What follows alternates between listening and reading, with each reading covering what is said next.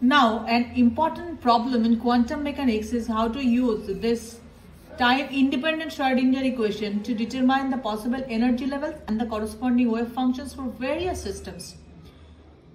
The fundamental problem is is that for a given wave function ux, what are the possible stationary state wave functions psi x, and what are the corresponding definite energy values E.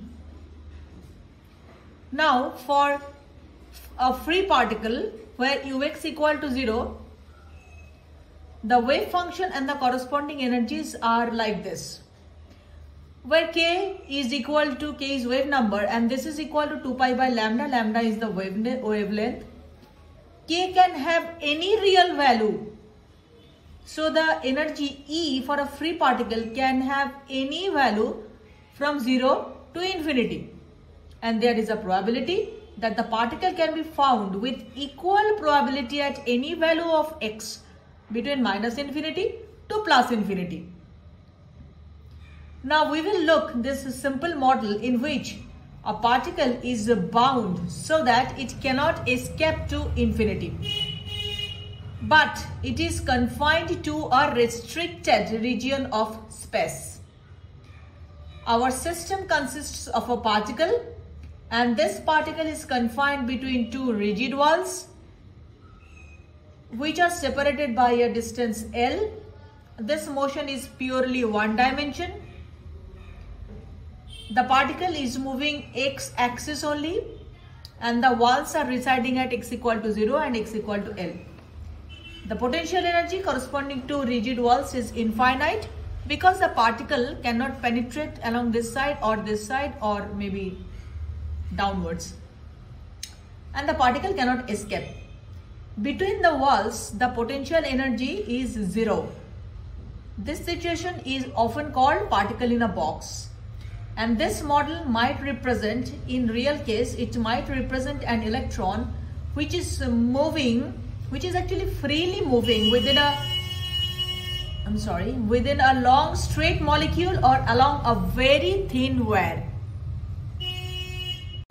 Quantum মেকানিক্সের একটা খুব important problem হলো এই time independent Schrodinger ইকুয়েশনটাকে কিভাবে use করা যায় যাতে আমরা ডিফারেন্ট সিস্টেমের জন্য, মানে ডিফারেন্ট অ্যাটমিক সিস্টেম বা ইলেকট্রনস বা প্রোটনস, মানে এই ধরনের সাব অ্যাটমিক লেভেলে যে সমস্ত সিস্টেম আছে তাদের জন্য পসিবল এনার্জি ভ্যালুস যেগুলো আছে, মানে সম্ভাব্য শক্তিস্তর যেগুলো আছে তাদের মান কত, এবং তাদের করসপন্ডিং যে ওয়েভ ফাংশনগুলো আছে সাই এক্স গুলো আছে সেইগুলো ক্যালকুলেট করা। এটা একটা খুব ইম্পর্টেন্ট জিনিস কোয়ান্টাম মেকানিক্সে। তাহলে ফান্ডামেন্টাল প্রবলেম কোয়ান্টাম মেকানিক্সে সেটা হচ্ছে একটা পোটেনশিয়াল ভ্যালু দেওয়া আছে ইউএক্স। এই পোটেনশিয়াল ভ্যালুর করসপন্ডিং যে ওয়েভ ফাংশনগুলো হবে, যে স্টেশনারি স্টেট ওয়েভ ফাংশনগুলো হবে, সেগুলো কি হবে, এই স্টেটের করসপন্ডিং যে ডেফিনিট এনার্জি ভ্যালুগুলো হবে, যে নির্দিষ্ট শক্তির মান যেগুলো হবে, সেগুলো কত হবে। এখন আমরা যদি ফ্রি পার্টিকেল কেস দেখি যেখানে ইউএক্স ইকুয়াল টু 0, পোটেনশিয়ালটা নেই, সেখানে আমরা জানি ফ্রি পার্টিকেলের ওয়েভ ফাংশনটা এরকম দেখতে হয়, এবং ফ্রি পার্টিকেলের ক্ষেত্রে এনার্জিটাও এরকমই হয়, যেখানে কেটাকে বলা হয় তরঙ্গ সংখ্যা বা ওয়েভ নাম্বার, ল্যামডাটা হচ্ছে তরঙ্গ দৈর্ঘ্য। এটা যেহেতু ওয়েভ নাম্বার, ল্যামডা যেহেতু তরঙ্গ দৈর্ঘ্য, ল্যামডাটা রিয়েল কোয়ান্টিটি, কেটাও একটা রিয়েল কোয়ান্টিটি। কে এর ভ্যালু যে কোনো যা খুশি হতে পারে, কাজে কে এর ভ্যালু যখন যে কোনো রিয়েল ভ্যালু হতে পারে, সেহেতু শক্তির ভ্যালুটাও কিন্তু 0 থেকে ইনফিনিটির মধ্যে যা কিছু হতে পারে। এবং এখানে আর একটা জিনিস বলার, সেটা হচ্ছে x equal two minus infinity থেকে প্লাস ইনফিনিটির মধ্যে কণাটিকে যে কোনো জায়গায় পাওয়ার চান্সটা সেম। এবার আমরা এরকম একটা মডেল দেখছি যেখানে একটা পার্টিকেলকে বাধ্য করা হচ্ছে যে সেটা ইনফিনিটিতে এসকেপ করতে পারবে না, সেটা একটা বদ্ধ স্থানের মধ্যে তার মুভমেন্টটাকে আমরা রেস্ট্রিক্ট বা সীমাবদ্ধ করে রেখেছি। এখানে আমাদের সিস্টেমটা তাহলে কিরকম, এখানে আমাদের সিস্টেমটা হচ্ছে একটা কণা আছে যার ভর m, এটাকে আমরা একটা ছোট ডিস্টেন্স এল এর মধ্যে এর মোশনটাকে, এর গতিটাকে সীমাবদ্ধ করে রেখেছি। পার্টিকেলের যে মোশন সেটা পুরোপুরি একমাত্রিক বা ওয়ান ডাইমেনশনাল।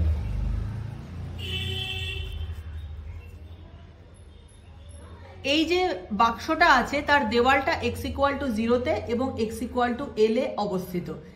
এই কণাটা কেবলমাত্র x অক্ষ বরাবরই মুভ করতে পারে। এবার এই যেহেতু এই ওয়ালগুলো, এই দেওয়ালগুলো খুব দৃঢ় অর্থাৎ রিজিড, তাই এখানকার যে পোটেনশিয়াল এনার্জি সেটা হচ্ছে ইনফিনিটি। অর্থাৎ এই দেওয়াল ভেদ করতে পার্টিকেলটা পারবে না এবং পার্টিকেলটা এই বাক্স থেকে, এই সীমাবদ্ধ জায়গা থেকে, বদ্ধ জায়গা থেকে বেরিয়ে যেতে পারবে না, অনেকটা জেলখানার মতো। এই দুটো দেওয়ালের মধ্যে পোটেনশিয়াল এনার্জি বা স্থিতিশক্তি 0 এবং এই সিচুয়েশনটাকে বলা হয় particle in a box problem. এবং রিয়েল ওয়ার্ল্ডে আমরা এটাকে একটা ইলেকট্রনের সঙ্গে তুলনা করতে পারি, যে ইলেকট্রনটা একটা লম্বা স্ট্রেট অণুর মধ্যে ঘোরাফেরা করছে বা একটা খুব সরু লম্বা তারের মধ্যে ঘোরাফেরা করছে। Furthermore, we have some restrictions on the wave function psi itself. Psi must be a continuous function in order to be mathematically well-behaved solution of the Schrödinger equation. What do you mean by psi x to be continuous? This means that at the boundary of the walls, that is at x equal to 0 and at x equal to L, this psi must be 0. And these two conditions together called boundary conditions of the problem. This is similar to the condition for vibrating strings while the strings forming normal modes. There is an additional condition, which is the first derivative of psi, which is d psi dx, that must be also continuous except at the points at x equal to 0 and at x equal to L, where the potential reaches infinity. This is similar to the conditions for excuse me, for formation of normal modes for a vibrating string.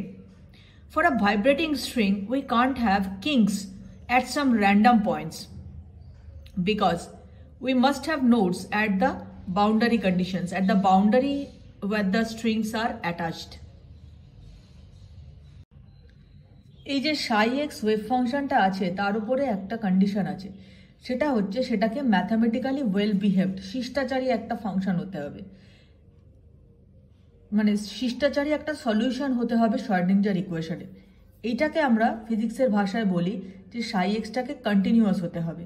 psi xটাকে continuous হতে গেলে যেটা হতে হবে সেটা হচ্ছে এই যে ওয়ালের বাউন্ডারিগুলো আছে, মানে x ইকুয়াল টু 0 আর x ইকুয়াল টু L, এখানে ওয়েভ ফাংশন psi x কে 0 হতে হবে, কারণ এখানে তো পোটেনশিয়ালটা ইনফিনিটিতে রিচ করছে। অতএব x ইকুয়াল টু 0 আর x ইকুয়াল টু L এ পার্টিকেলটা থাকবে না। তাহলে দুটো কন্ডিশন পেলাম, একটা হচ্ছে psi xটাকে ম্যাথামেটিক্যালি ওয়েল বিহেভড সলিউশন হতে হবে এবং অর্থাৎ কন্টিনিউয়াস হতে হবে, এবং x ইকুয়াল টু 0 আর x ইকুয়াল টু L এ মানে বাউন্ডারি অফ দ্য ওয়ালে psi xটাকে 0 হতে হবে। এই দুটো জিনিসকে একসাথে বলা হয় বাউন্ডারি কন্ডিশন। আর একটা কন্ডিশন আছে, সেটা হচ্ছে ফার্স্ট ডেরিভেটিভ অর্থাৎ d psi dx কেও কন্টিনিউয়াস হতে হবে। অর্থাৎ d psi dx সব জায়গায় এক্সিস্ট করবে except x equal to 0, x equal to L এ। এই কন্ডিশন, এই বাউন্ডারি কন্ডিশন অনেকটা ভাইব্রেটিং স্ট্রিং মানে কম্পনশীল কোনো তারের মধ্যে এই যে নোটসগুলো ফরমেশন হয়েছে, নর্মাল মোডস যেগুলো ফরমেশন হয়েছে তার সঙ্গে অনেকটা সিমিলার। এই যে নোটসগুলো সেটা যেখানে সেখানে ফরমেশন হতে পারে না, একটা বাধ্যবাধকতা আছে। প্রথমত এই কন্ডিশনটা মেনটেন করতে হয় এবং নোটস ফরমেশন হতে হবে, এখানে একটা নোট থাকতে হবে, এখানে একটা নোট থাকতে হবে, মানে এখানে ভাইব্রেশনটা 0 হতে হবে, এখানে ভাইব্রেশনটা 0 হতে হবে। যে দুটো পয়েন্টে স্ট্রিং দুটো ফিক্সড আছে সেখানে কিন্তু ভাইব্রেশন 0 হতে হবে, এটা স্ট্রিং এর ভাইব্রেশনের জন্য condition. So now for this problem we need to solve the Schrödinger equation in this region, but subject to the boundary conditions I have just mentioned. Psi x must be 0 at x equal to 0, x equal to L. D psi dx must be continuous. This is the Schrodinger equation for a particle in a box, as we have inside the box the potential equal to 0.